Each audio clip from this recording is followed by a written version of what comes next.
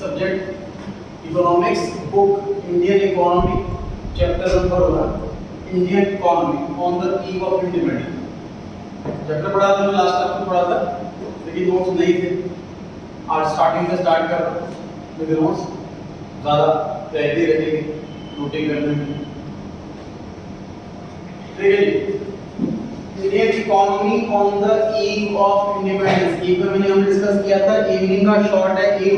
अब इवनिंग का मतलब ये नहीं कि शाम को 5 बजे कुछ हुआ, इसका मीनिंग है डे। इंडिपेंडेंस के दिन इंडिया की क्या पोजीशन थी, आर्थिक हालत क्या थे उसके, अच्छे थे बुरे थे, सब कुछ डिस्कस करना है इस चैप्टर के अंदर। 3 साल पहले ये बुक 11th क्लास के कोर्स में हुआ करती थी, और जो 11th में माइक्रो इकोनॉमिक्स है वो 12th में हुआ करती थी। माइक्रो इकोनॉमिक्स 11th में शिफ्ट कर दी और इंडियन इकोनॉमी 12th में शिफ्ट कर दी। ये 3 साल पहले चेंज आया। क्या है पहला टॉपिक दे रखा है सर, इंट्रोडक्शन। इंट्रोडक्शन में बेसिकली बता रखा है कि अंग्रेजों से पहले इंडिया की क्या पोजीशन थी। इंडिपेंडेंस वाले दिन नहीं, इंडिपेंडेंस से पहले भी नहीं, ब्रिटिश रूल से पहले उस टाइम क्या पोजीशन थी, उसके बारे में इंट्रोडक्शन दे रखा है। यहाँ पर क्या लिखा हुआ है, the structure of India's present economy. मैं चैप्टर के बाद क्वेश्चन आंसर भी कराऊंगा आप लोगों को, ताकि आपको पता रहे कि लर्न क्या करना और पढ़ना क्या। अगर मैं थ्योरी पढ़ाता है मैं समझाता जाऊंगा, लेकिन ये क्वेश्चन आता है कि सर लर्निंग वाला पोर्शन कौन-कौन सा है, कौन-कौन सा याद करना है, कौन-कौन सा सिर्फ पढ़ना है, समझना है बस। तो जब मैं क्वेश्चन आंसर कराऊंगा चैप्टर के एंड में, तो आपको आईडिया हो जाएगा कि लर्न कौन-कौन सा करना है, कौन-कौन सा सिर्फ समझना है। The structure of India's present day economy is not just of current making, मतलब आज की डेट में जो पोजीशन है वही नहीं थी पहले। It has its roots steeped in history. Past में इसकी जड़ क्या है? Before British colonization. What is colonization? जैसे ब्रिटिश रूल सुना है क्या आपने, अंग्रेजों का शासन। कॉलोनियल बड़ा था, ये कॉलोनियल बार-बार आएगा चैप्टर के अंदर। कॉलोनियल का मीनिंग क्या है? जब एक हायर पावरफुल पर्सन किसी कम पावरफुल वाले पर्सन पे राज करता है, इसे कॉलोनियल कहते हैं। ताकतवर कमजोर पे राज करता है, उसे कॉलोनियल कहते हैं। इसलिए ब्रिटिश कॉलोनियल रूल ये वर्ड साथ में लगा देते हैं। टेक्निकली आम आदमी ब्रिटिश रूल ही बोलता है। तो ब्रिटिश कॉलोनाइजेशन से पहले, अंग्रेजों से भी पहले, इंडिया वाज नोन एज सोने की चिड़िया, द गोल्डन बर्ड, क्योंकि सोना बहुत ज्यादा था इंडिया में, हर जगह खुदाली थी, हर के पास ठीक ठाक अच्छा खासा पैसा था। The sole purpose of the British colonial rule, again repeat होगा सर, ये दूसरी बार कम से कम 10-15 बार रिपीट होगा। ब्रिटिश कॉलोनियल रूल का मेन पर्पस क्या था? To reduce the country to being a raw material supplier for great Britain over rapidly expanding modern industrial base. मतलब ब्रिटेन वाले क्या कर रहे थे कि सर हमारी कंट्री में, ब्रिटेन वाले क्या कह रहे हैं, हमारी कंट्री में तो बड़ी-बड़ी फैक्ट्रियां लगी हुई हैं और हमें रॉ मटेरियल चाहिए, लेकिन लेबर है महंगी, क्योंकि हर बंदा आगे है ब्रिटेन, लेबर महंगी है। तो हम क्या करते हैं, इंडिया में पॉपुलेशन ज्यादा है, इंडिया में पहुंच जाते हैं, वहां पर शासन करेंगे और उन लोगों से रॉ मटेरियल बनवाएंगे, और वो रॉ मटेरियल हम खरीदेंगे उनका कम से कम रेट पर। तो इन्होंने क्या करा, इंडिया को रॉ मटेरियल सप्लायर बना दिया। और सप्लाई भी कहां हो रहा है, ब्रिटेन में हो रहा है बस। ठीक है। An understanding of the exploitative nature of this relationship is essential for the assessment of the kind and level of development which the Indian economy has been able to attain. ये जो exploitative nature, exploit करना, इस चीज को समझना जरूरी है ताकि हम अच्छे से समझ पाए कि इंडियन इकोनॉमी की एग्जैक्ट सिचुएशन क्या है। ये ब्रिटिश रूल से पहले की कहानी हुई थी, अब ब्रिटिश रूल की कहानी देख रहे हैं। Features of Indian economy. India had an independent economy before the advent of the, ये भी ब्रिटिश रूल से पहले का बता रखा है कि क्या पोजीशन थी। Agriculture was the main source. Her person agriculture करता है सर, हमारे दादा परदादा, जो उनके दादा पर पापा मम्मी जो भी हैं, अपने पेरेंट्स ग्रेट ग्रैंड पेरेंट्स, ये सभी किसान थे। मेजॉरिटी 85% पॉपुलेशन किसान थी। उनका जो मेजर जो लाइवलीहुड था वो एग्रीकल्चर से ही आता था। Second, India was particularly well known for its handicraft industries. हाथ की जो चीजें बनाई गई होती है, कारीगरी होती है, हाथ की चीजें बनाई, क्योंकि इसमें पता है क्या लेबर लगती है, मशीन नहीं लगती। लैब में पढ़ाई थी आपने बिजनेस करने की टेक्निक, लेबर इंटेंसिव और कैपिटल इंटेंसिव। कैपिटल इंटेंसिव का मतलब कि महंगी महंगी मशीनरी लगा दो, लेबर कम लगाओ। लेबर इंटेंसिव का मतलब लेबर ज्यादा लगाओ, मशीन सेमी ऑटोमेटिक या नॉन ऑटोमेटिक लगाओ। तो कौन सा बिजनेस करना चाहिए सर? डिपेंड करता है सस्ता क्या है, लेबर या लोन। अगर इंटरेस्ट का रेट बहुत ज्यादा है, पैसा मिलना बड़ा मुश्किल है, तो लेबर इंटेंसिव टेक्निक लगाओ। लेबर महंगे तो कैपिटल इंटेंसिव टेक्निक लगाओ। सिंपल सी कॉन्सेप्ट है। दुनिया में पैसा मतलब कैपिटल लगाने के लिए नहीं है, लेकिन लेबर बहुत है, इसलिए हैंडीक्राफ्ट की ज्यादा जरूरत है। हैंडीक्राफ्ट वाले मशीन तो चाहिए नहीं, कुछ लोगों ने काम करना है अपना। Field of cotton, silk, textile, metal and precious stone, जो कीमती पत्थर होते हैं। Worldwide high standard of craftsmen was seen in all imports from India. India हर जगह एक्सपोर्ट करता था अपनी सारी चीजें। The economic policies pursued by the colonial government in the India were concerned with more with the protection and promotion of the economic interest of their home country। क्या लिखा हुआ इसका मतलब कि गवर्नमेंट ने, ब्रिटिश रूल वालों ने जितने भी इकोनॉमिक पॉलिसी बनाई, वो कैसी पॉलिसी बनाई, क्या सोच के बनाई? उनकी जो होम कंट्री है उसकी डेवलपमेंट हो, बस। इंडिया की डेवलपमेंट हो इसलिए नहीं। जो इंडिया में इतनी ट्रेन है, रेल की पटरी इतनी ज्यादा है, वो अंग्रेजों ने बनाई हुई है, ये पॉजिटिव इम्पैक्ट है। तो उनके लिए पॉजिटिव था ताकि वो उसमें सारा जो गोल्ड है और सारा रॉ मटेरियल है वो बर्बाद करके ट्रांसफर करें अपनी कंट्री के अंदर। उन्होंने इस पर्पस से बनाया।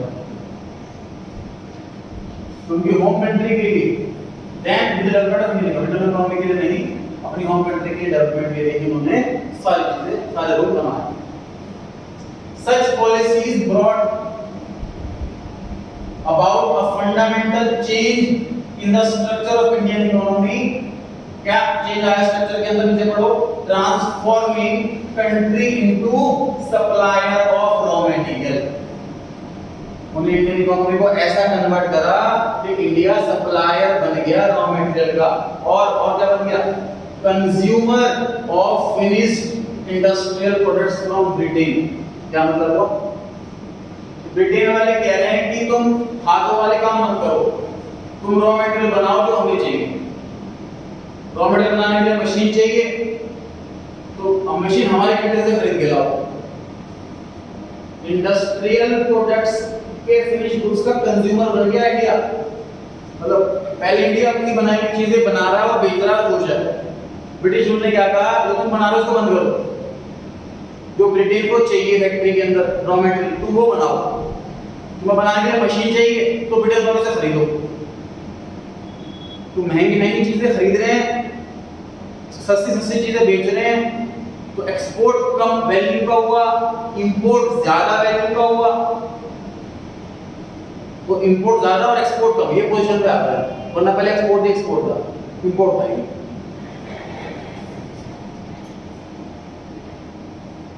On the eve of independence, Indian economy has the following feature।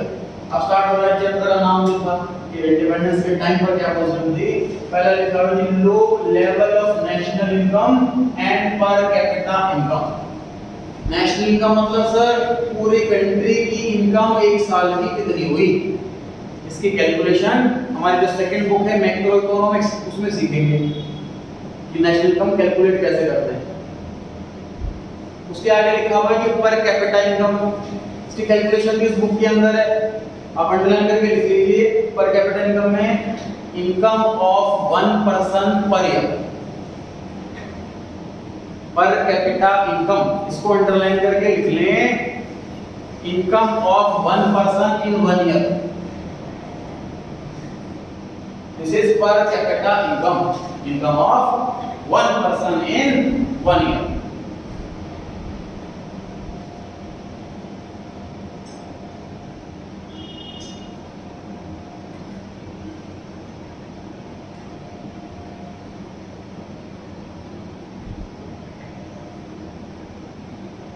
आगे लिखा है कि there was no official body in India to prepare national income estimate.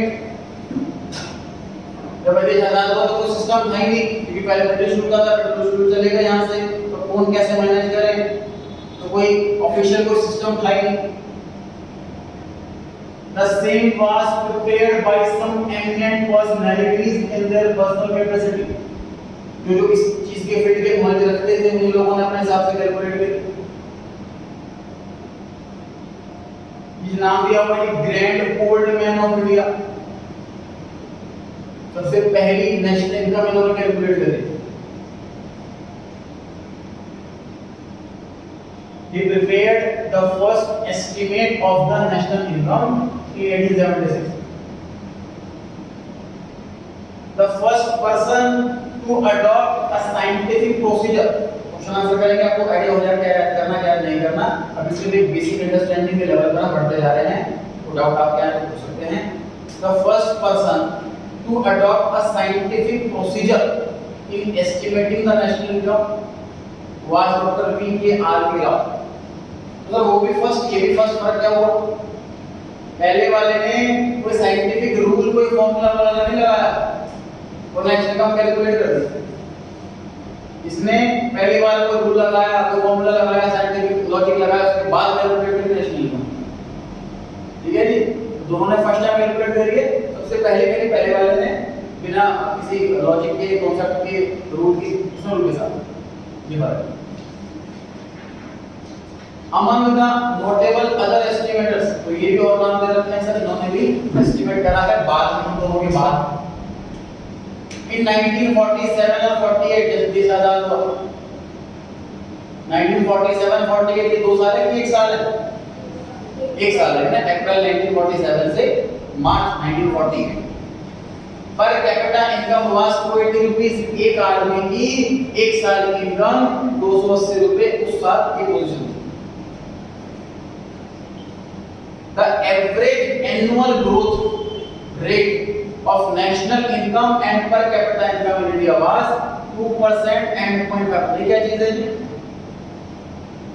Annual growth rate का मतलब माने किसी की इनकम 100 रुपए तो अगले साल 102,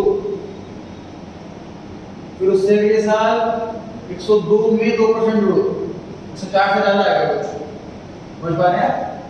तो एनुअल ग्रोथ रेट 2% था नेशनल इनकम में और 0.5% था पर कैपिटा इनकम। तो ग्रोथ रेट बड़ी स्लो है। जैसे नॉर्मली हम उसमें सैलरी में 10% सैलरी बढ़ती है या 5% सैलरी बढ़ती है, उसमें से 2% आदत भी बढ़ती है, तो बहुत कम है ग्रोथ रेट। ये बताना चाहता हूं। Backwardness of agricultural sector. Agriculture sector जो है वो बैकवर्ड था। क्या था पढ़ते हैं?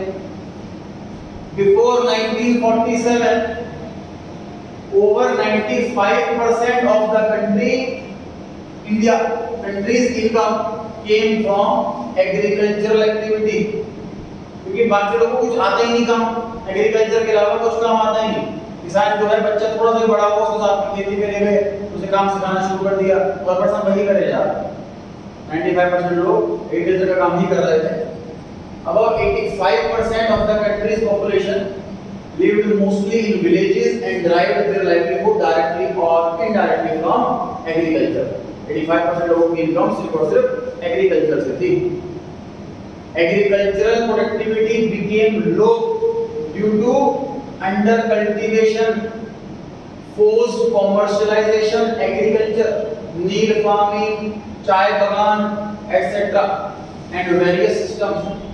मतलब क्या कॉन्सेप्ट बताना चाह रहे हैं सर कि एग्रीकल्चर में भी कम काम हो रहा है, मतलब लोग ज्यादा कर रहे हैं, लेकिन जैसे उसमें ना टेक्निक अच्छी लाई जाए तो कम पर्सन ज्यादा प्रोडक्शन कर सकते हैं, ज्यादा चीजें उगा सकते हैं, ज्यादा फार्मिंग कर सकते हैं। अब जितने लोग कर सकते हैं उससे डबल लोग काम कर रहे हैं, प्रॉफिट भी कम आ रहा है। ये पोजीशन हो रही थी।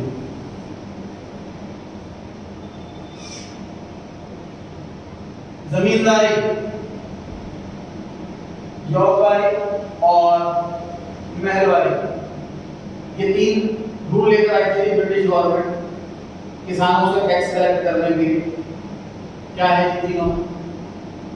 जमींदारी, जमींदारी में क्या है कि गवर्नमेंट कह रही है जो लैंड के ओनर है उससे कि आप हमें फिक्स रेंट दे दो, फिक्स टैक्स दे दो, किसानों से जो मर्जी वसूलो, हमें टेंशन नहीं। जोतवारी, इसमें गवर्नमेंट खुद किसानों से टैक्स कलेक्ट करती है। इसकी स्पेलिंग ठीक कर लेना, ये है महल, MAHAL, WARI, MAHAL, महल, बिना स्पेस के, WARI, महलवारी। महल मतलब एक पक्का घर, उससे ये ड्राइव हुआ था वर्ड महलवारी। बेसिकली गांव के अंदर जिसके पक्के घर है, मतलब जो थोड़ा सा ठीक ठाक फाइनेंशियली स्टेबल है, उसे हेड बना देते थे कि तुम कलेक्ट करो किसानों से टैक्स, और हमें जमा करो।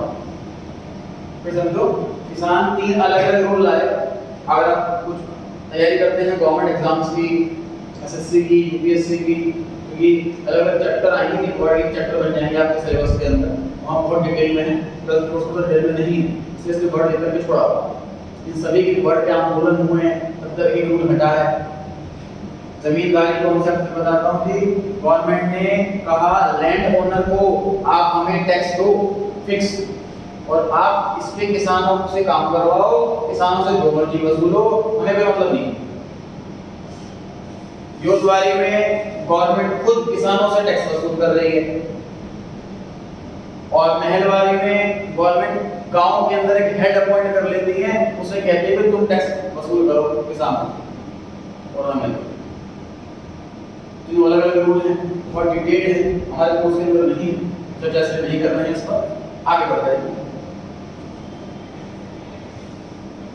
Particularly under the zamindari system which was implemented in the Bengal Presidency, comprising parts of present-day eastern states, the profit accruing out of agriculture, जो profit आ रहा है agriculture से, went to zamindar instead of cultivator। जितना भी profit आए वो किसानों को नहीं मिलेगा, जमींदारों को मिलेगा। ये था जमींदारी सिस्टम।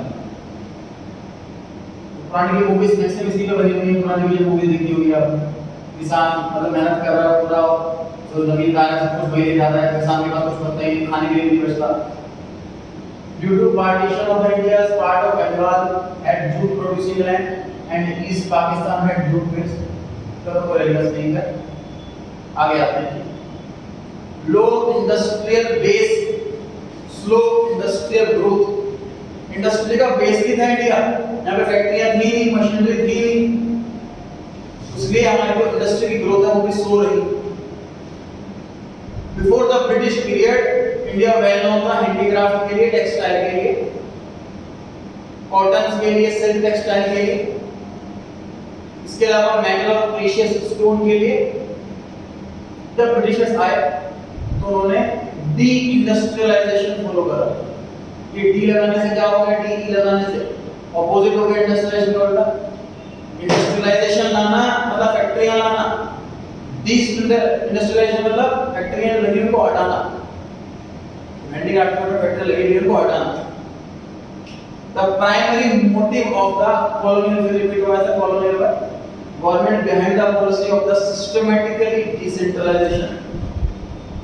क्या वजह थी ये डिसेंट्रलाइजेशन के लिए, डिइंडस्ट्रियलाइजेशन के लिए? पहली वजह इंडिया को घटाते जाओ, रिड्यूस करते जाओ कि वो सिर्फ और सिर्फ जरूरी रॉ मटेरियल एक्सपोर्ट करे।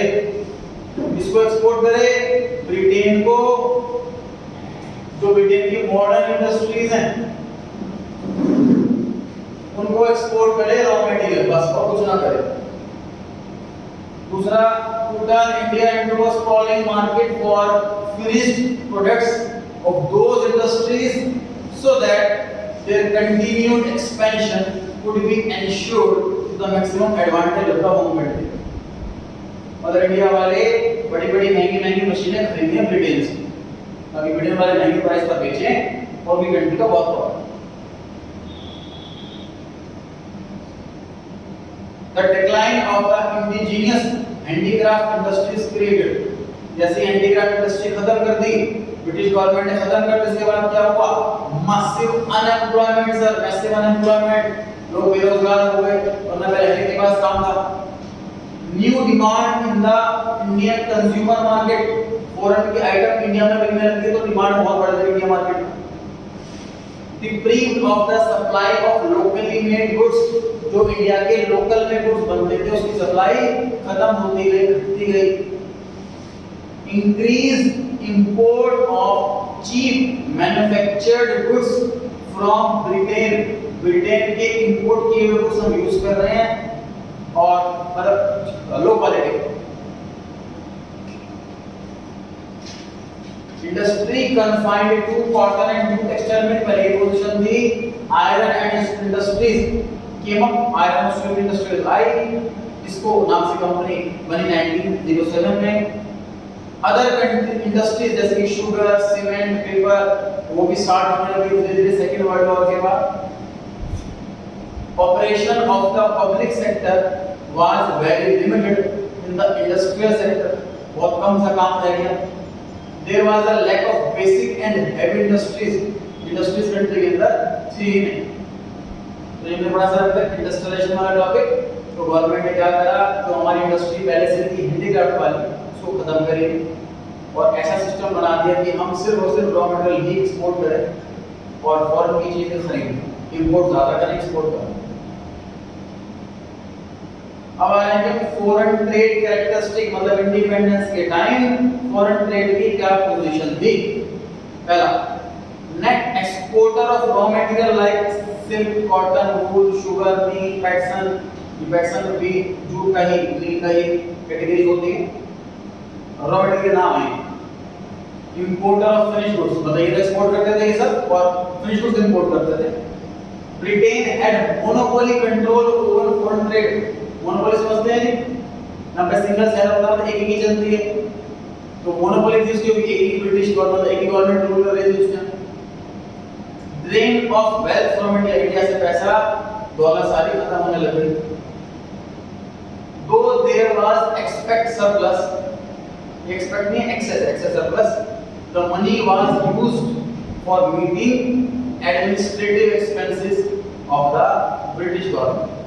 जो पैसा बचा वो ब्रिटिश गवर्नमेंट ने अपने मैनेजमेंट के खर्चों के लिए निकाल लिया। मैनेजमेंट करेंगे, जो एम्प्लॉइज हैं, गवर्नमेंट एम्प्लॉइज हैं, जो ब्रिटिश गवर्नमेंट के एम्प्लॉई, उनको सैलरी देने के लिए। Adverse demographic, meaning um demographic condition, spelling ठीक कर रहे हैं, adverse demographic condition. The first regular census, SC के बाद ई लगा दे, वो की जगह the first regular census, SC के बाद ई लगा दे, वो की जगह the first regular census of India was conducted in 1881। Consensus क्या होता है सर, हम कैलकुलेशन लगाते हैं, एस्टिमेट करते हैं बहुत सारी चीजों का, जैसे मेल कितने हैं, फीमेल कितने हैं, लिटरेट कितने हैं, इलिटरेट कितने हैं, पॉपुलेशन कितनी है। 1921 is known as Great Divide in the population growth rate. Before 1921, India was the first stage of demographic transition. Second stage start हुई 1921 से पहले। Demographic condition में क्या क्या था कुछ देखते हैं एक बार।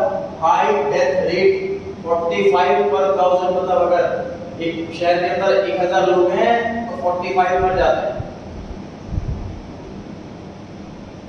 हाई इन्फेंट मोर्टेलिटी रेट, क्या होता है sir infant mortality rate, up to 1 year जिस बच्चे की एज है वो उसकी अगर डेथ हो जाती है तो उसे इन्फेंट मोर्टेलिटी रेट कहा जाता है, जो कि 218 था पर 1000, मतलब एक साल में अगर एक किसी सिटी के अंदर 1000 बच्चे पैदा हुए तो 218 नहीं बच पाए, इतना ज्यादा हाई रेट का डेथ था due to bad health facilities.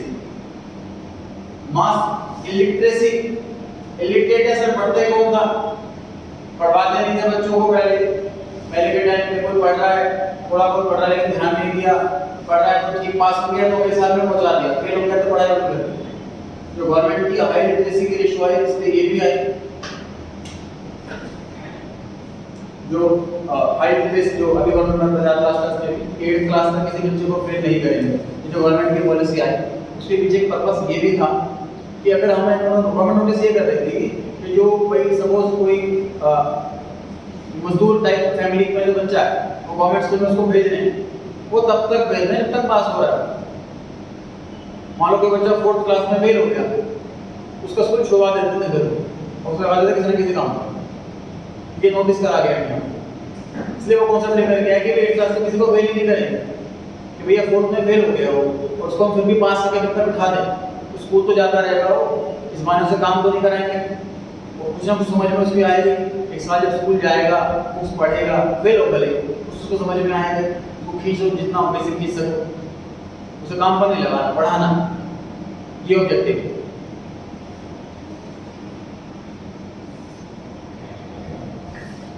उस टाइम 16% लोग ही पढ़े लिखे थे, 84% लोग पढ़े लिखे नहीं थे।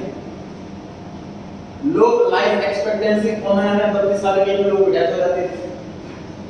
लो स्टैंडर्ड ऑफ लिविंग, आज की डेट में आप कैलकुलेट करें अगर क्रेडिट इनकम के हिसाब किताब लगाएं तो सिर्फ 20-30% हमारी इनकम बेसिक खर्चों में जाती है, राशन, इलेक्ट्रिसिटी बिल, इन सब खर्चों में।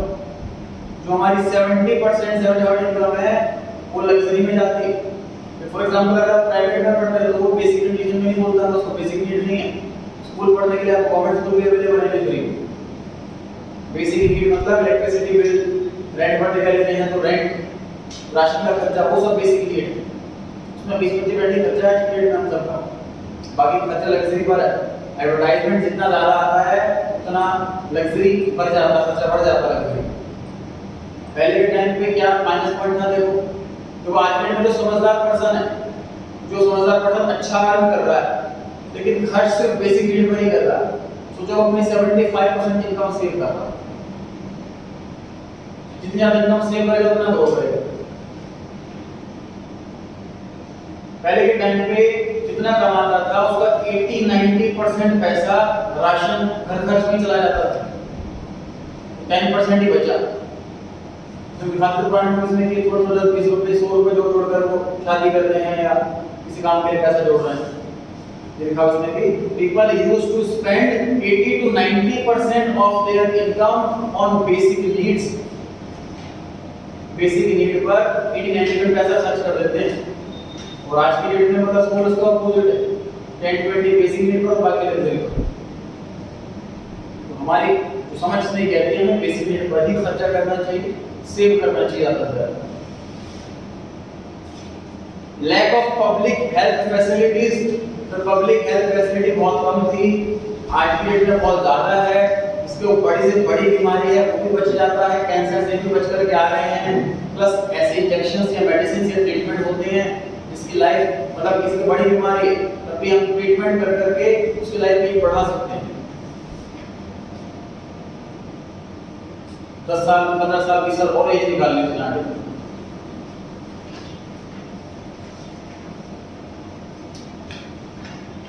Under developed infrastructure sir under developed था।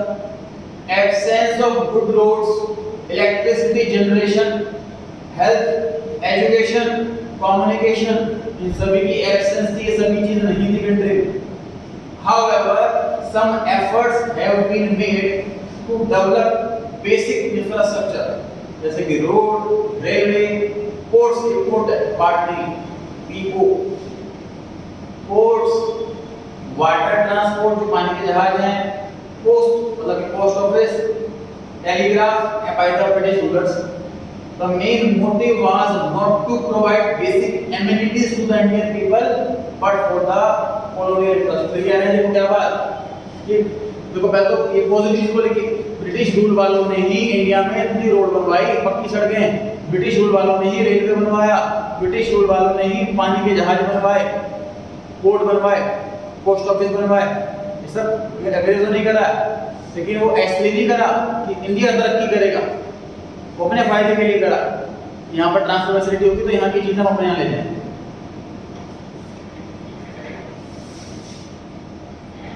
more dependency on primary sector occupation structure. लिखा है sir largest share of workforce, जितने भी लेबर लगे हुए हैं पूरी कंट्री के अंदर 72% तो एग्रीकल्चर एंड एलाइड का मतलब होता है रिलेटेड, उसी से रिलेटेड सेक्टर में लगे हुए थे। 10% वर्कफोर्स मैन्युफैक्चरिंग मतलब फैक्ट्री, और 18% वर्कफोर्स सर्विस, जैसे कि पोस्ट ऑफिस हो गया, सर्विस दे रहे हैं, आप लोग कर रहे हैं, तो देख सकते हैं मेजॉरिटी शेयर जो है वो एग्रीकल्चर में है। Some positive side effects of the British rule. British rule ने सर क्या क्या अच्छा करा इंडिया के अंदर, 6 पॉइंट लिखे हुए हैं।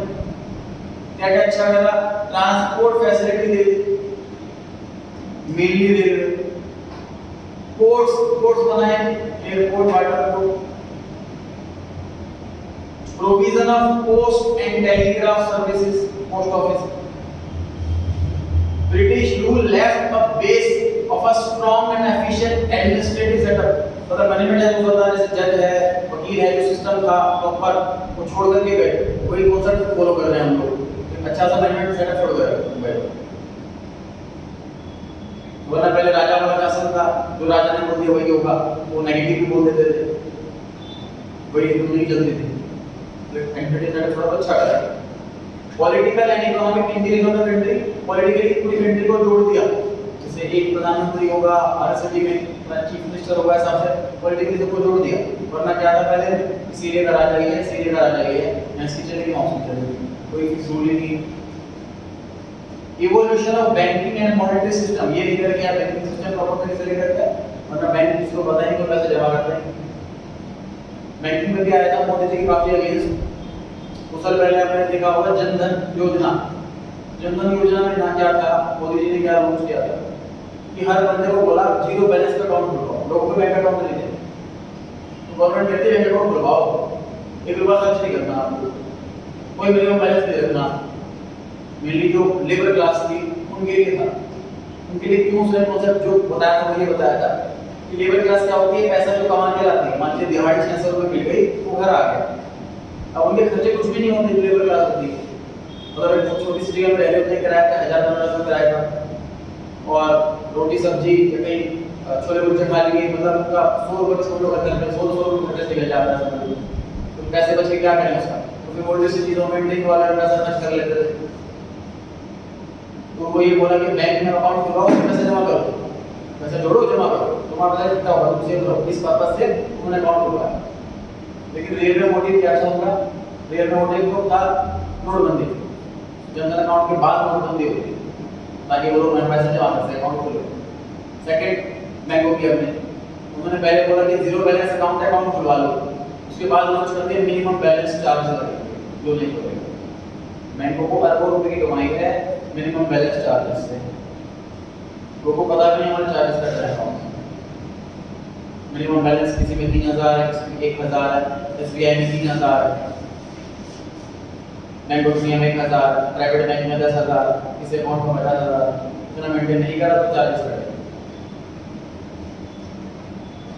तो नेगेटिव इंपैक्ट बताइए, नेगेटिव क्या क्या चीजें नेगेटिव करी ब्रिटिश रूल ने। पहला नेगेटिव क्या करा जी, हैंडीक्राफ्ट इंडस्ट्री खत्म कर दी। दूसरा, एक्सपोर्टर बना दिया रॉ मटेरियल का, इंपोर्टर बना दिया फिनिश गुड का। तीसरा क्या खराब करा सर ने, मोनोपोली चलाई फॉरेन ट्रेड में। चौथा खराब क्या करा जी, forced commercialisation of agriculture. Example क्या था, चाय बगान, मतलब हमें फोर्स पहले क्या करते थे इंडिया वाले, वही चीजें बनाते थे जो उनको चाहिए, जो उनको चाहिए वो चीजें बनाई, थोड़ी सी उधर भी थोड़ी सी बेच दी। अब उन्हें कह रहे थे जो हम कह रहे हैं वही बनाओ, चाय बनाओ, चाय पत्ती तो खुद कंज्यूम कितना कर लेंगे, तो और डिपेंड हो गए बेचने के, बेसिकली पर डिपेंड हो गए। वरना किसान को क्या करता था किसान कि जो उसको खुद चाहिए, सब्जियां या गेहूं या चावल जो खुद चाहिए तो वो खुद ही अरेंज कर लेता था अपनी खेती में, जो बच गया वो बेच दिया, खुश था, उसे परचेजिंग तो करनी नहीं है उसने। अब उसे बोल रहे भाई तो चाय नहीं हुआ, नहीं हुआ, वो वही बेचेगा, उसे खुद अपनी कंजम्पशन के लिए परचेजिंग करनी पड़ रही है, इसलिए वो कहीं हो रहा हो।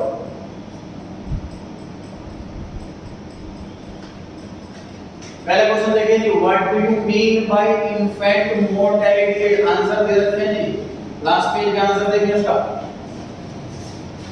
What do you mean by infant mortality rate? Last page का आंसर देखिए इसका।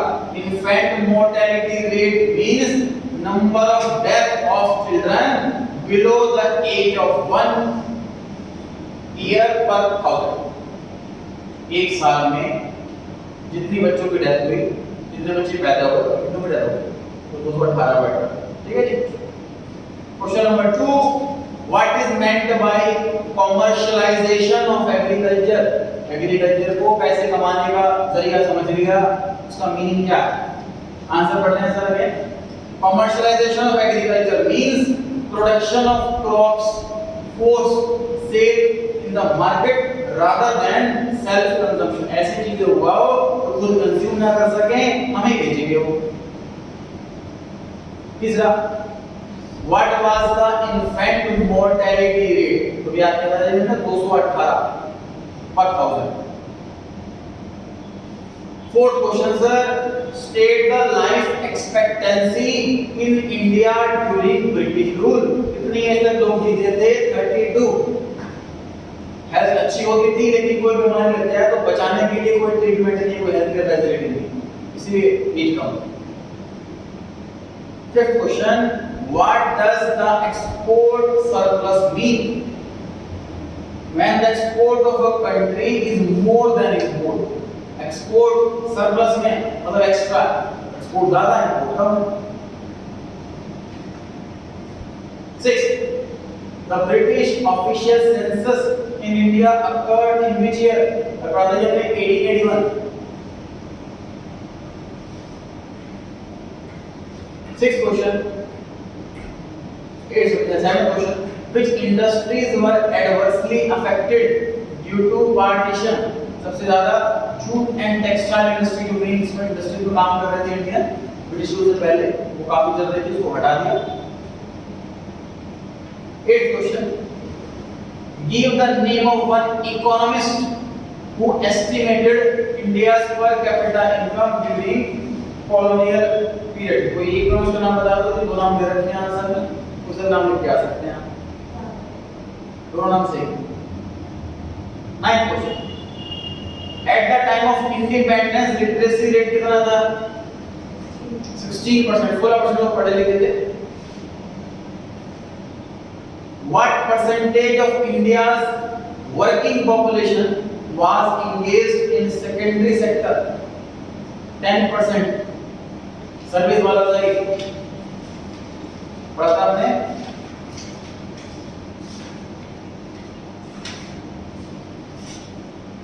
10% मैन्युफैक्चरिंग और 80% सर्विस। ये जो आपका 79 में लिखा होगा, नहीं 7 पॉइंट है, 7 पॉइंट है, 7 पॉइंट में बी पॉइंट मेरा देखो 10% workforce in the manufacturing and 18% in the service sector।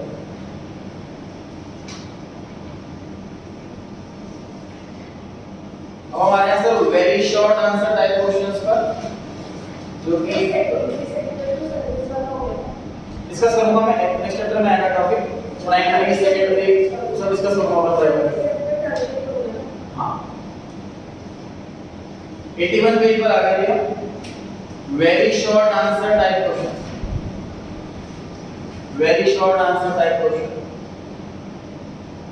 पहला रीड करेंगे सभी, असर्शन एंड रीजन।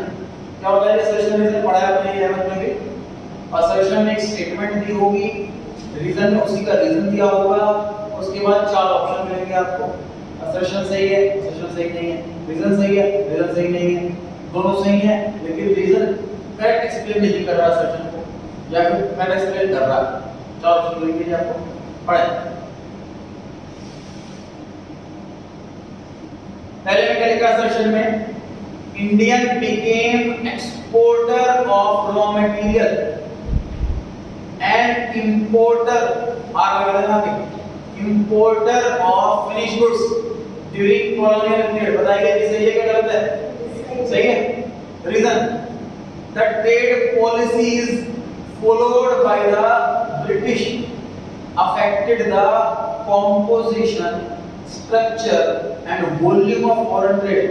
उन्होंने पॉलिसी ऐसी लगाई कि सारा का सारा कंपोजिशन ही बदल गया। ये भी जो एक्सप्रेशन करेक्ट कर रहा है। ऑप्शन नंबर ए आंसर हो गया, असर्शन भी सही है, रीजन भी सही है और रीजन करेक्टली एक्सप्लेन कर रहा है असर्शन को। ठीक है जी। सेकंड क्वेश्चन पर आ गए हैं। Agriculture in India during colonial rule was stagnant and backward. क्या मतलब है स्टैग्नेंट का? अटका हुआ है, ग्रोथ अटकी हुई है और बैकवर्ड पिछड़ा हुआ है। Reason about 85% of the Indian population are dependent on agriculture। तो सर ऑप्शन नंबर ए में बिल्कुल सही लिखा हुआ है कि उनकी जो ग्रोथ है वो अटकी हुई है। रीजन जो बी में लिखा है, बी में ये बात सही लिखी हुई है, 85% पॉपुलेशन एग्रीकल्चर में है। हाँ जी, 95% नहीं इनकम था वो, एक में इनकम है और एक पॉपुलेशन। चलिए रीजन सही लिखा हुआ है, लेकिन रीजन जो है वो अटकने का रीजन थोड़ी ना है। पॉपुलेशन एग्रीकल्चर में ज्यादा है, सिर्फ अटकी हुई है, ये रीजन नहीं हुआ। तो दोनों आंसर सही है लेकिन करेक्ट एक्सप्लेनेशन नहीं। बी ऑप्शन आंसर होगा।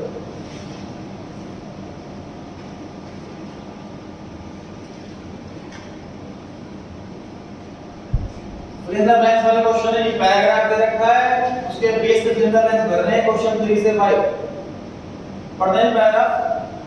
Being a colonial country, India had to pay a large sum from England industrialization scheme। बहुत बड़ा पैसा देना पड़ सकता था। India was forced to supply raw material for triggering। Trigger मतलब उसे पंच करना, उसे इनिशिएट करना, उसे बढ़ाना। Triggering industrial revolution with a great rapidity है, रॉ मटेरियल से सप्लाई करवाते थे।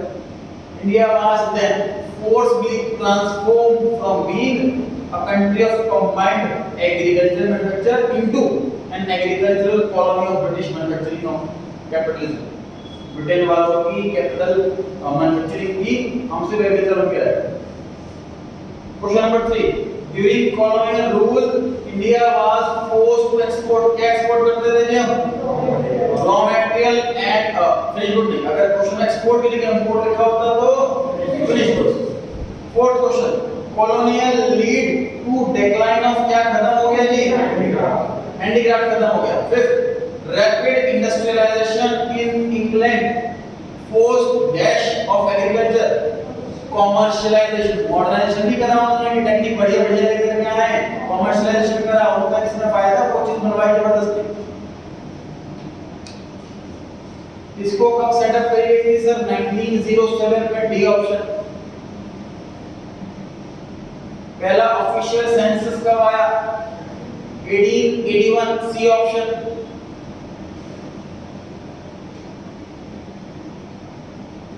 Which of the following is a cash crop? Jute मतलब हैंड पर बिक जाता है पैसा, कैश क्रॉप से कहते हैं, टाइम नहीं लगता। The demographic profile of India on the eve of independence showed क्या क्वेश्चन थी सर? हाई पॉवर्टी गरीबी, हाई मोर्टेलिटी रेट ज्यादा डेथ हो रही है, हाई इलिटरेसी, ऑल ओवर पढ़े नहीं है, ऑल ऑफ सी लिखा हुआ है, ऑल ओवर सी के लिए ऑल कर देगा, ऑल ओवर ठीक है। 10th क्वेश्चन ये British developed infrastructure in India to develop in Indian economy. Indian economy को डेवलप करने के लिए लाते हैं बच्चे लोग, नहीं? फॉल्स हो गया आंसर। थोड़ा क्वेश्चन आंसर देखकर भी हमें आइडिया लगा सर कि चैप्टर के अंदर से क्या क्या क्वेश्चन पूछे जा सकते हैं, क्या क्या लर्न करना पड़ सकता है हमें, क्या क्या इसके रीडिंग करना है हमें। तो डाउट हो तो सकते हैं कि आज करना है।